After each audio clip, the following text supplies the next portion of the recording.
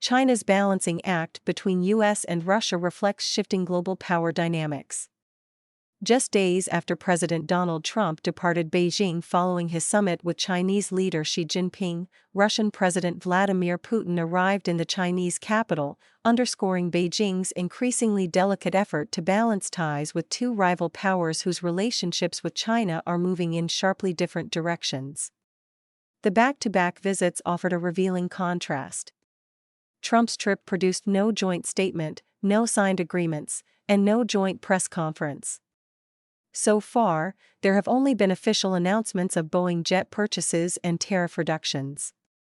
Putin's visit, by comparison, produced a joint declaration on deepening China-Russia strategic coordination, multiple cooperation agreements, and a highly choreographed display of political solidarity between Beijing and Moscow. Together, the meetings highlighted the underlying reality of the triangular relationship among China, Russia, and the United States. Washington and Beijing remain strategic rivals despite efforts to stabilize relations, while Beijing and Moscow continue to present themselves as geopolitical partners, even if tensions and mistrust linger beneath the surface. A lower-level welcome. At first glance, Putin appeared to receive a less prestigious reception than Trump. Chinese Foreign Minister Wang Yi greeted Putin at the airport, while Trump had been welcomed by Vice President Han Zheng, whose rank in China's political hierarchy is considered slightly higher. The distinction was subtle but noticeable. The Kremlin dismissed comparisons over ceremonial treatment, saying there was no need to compare protocol details and that the substance of the visit mattered more than optics. Yet the substance itself was striking. China and Russia issued two major joint statements. The first reaffirmed the countries' comprehensive strategic partnership and extended the China-Russia Friendship Treaty, originally signed 25 years ago under former Chinese leader Jiang Zemin.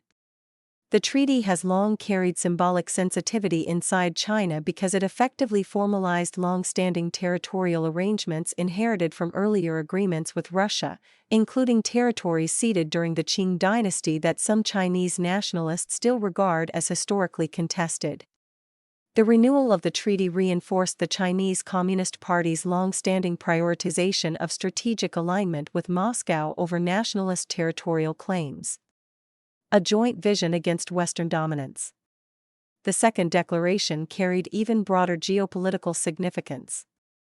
Titled A Statement on Multipolar World and a New International Order, the document criticizes unilateralism, opposes what it describes as hegemonic behavior, and defends the authority of the United Nations and international law over what Beijing and Moscow often characterize as a Western-led rules-based order.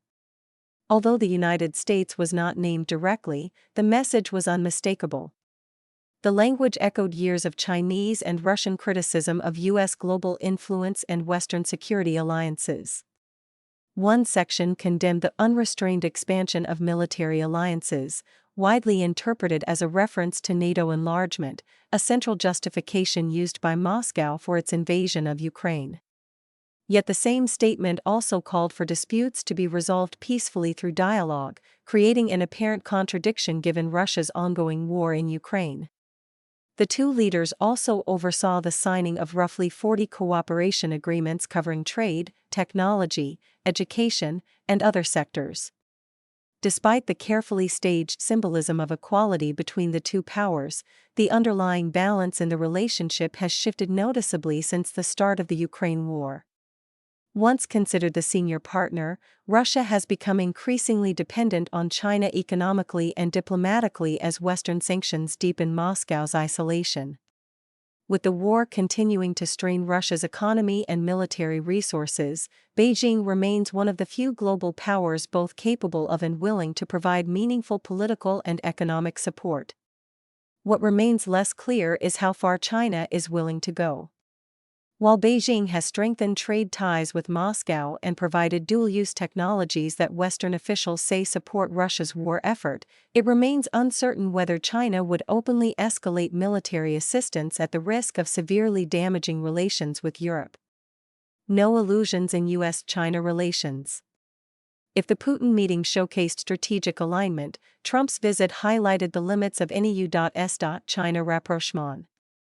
She emphasized the need to avoid what scholars call the Thucydides trap, the political theory that conflict becomes likely when a rising power threatens an established hegemon.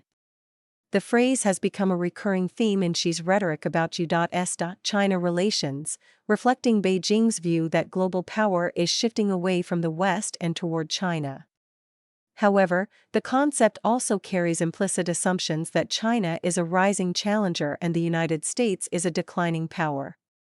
Trump has repeatedly rejected that premise.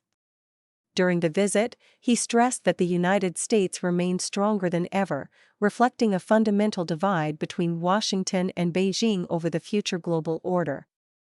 For years, Xi's broader political messaging, including references to the East rising and the West declining and calls for a community of common destiny, has signaled Beijing's ambition to reshape international power structures in ways more favorable to China. That strategic rivalry persists regardless of diplomatic optics. Taiwan emerges again as a flashpoint. The most consequential development may have come after Trump left Beijing.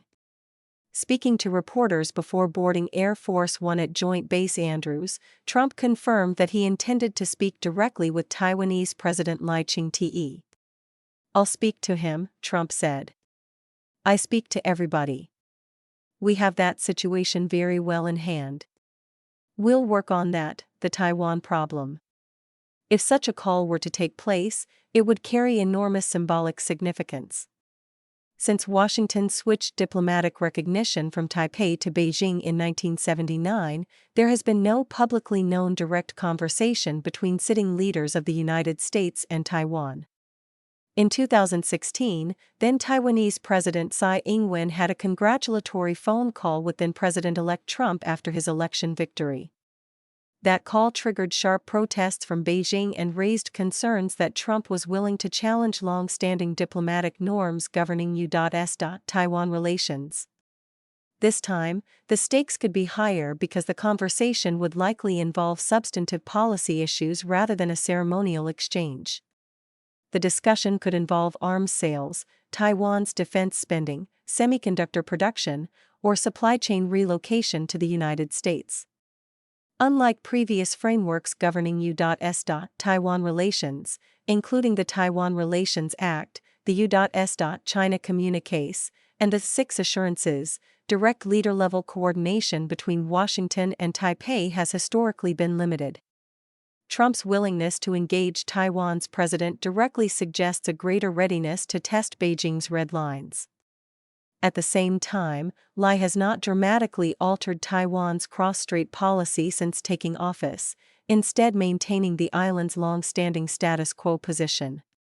Beijing, however, continues to portray Taiwan-related developments as moves toward formal independence, even as it increases military and political pressure on the island. Trump appeared to acknowledge the sensitivity of the issue when he later referred to the Taiwan problem, though it remained unclear whether he was referring to tensions with Beijing, arms sales disputes, or broader regional instability. Whatever the content of a future Trump-Lai conversation, the act of holding the call itself could prove more significant than any single policy announcement. This is another sign that the geopolitical balance among Washington, Beijing, and Moscow remains unsettled and increasingly volatile. Michael Zhuang contributed to this commentary.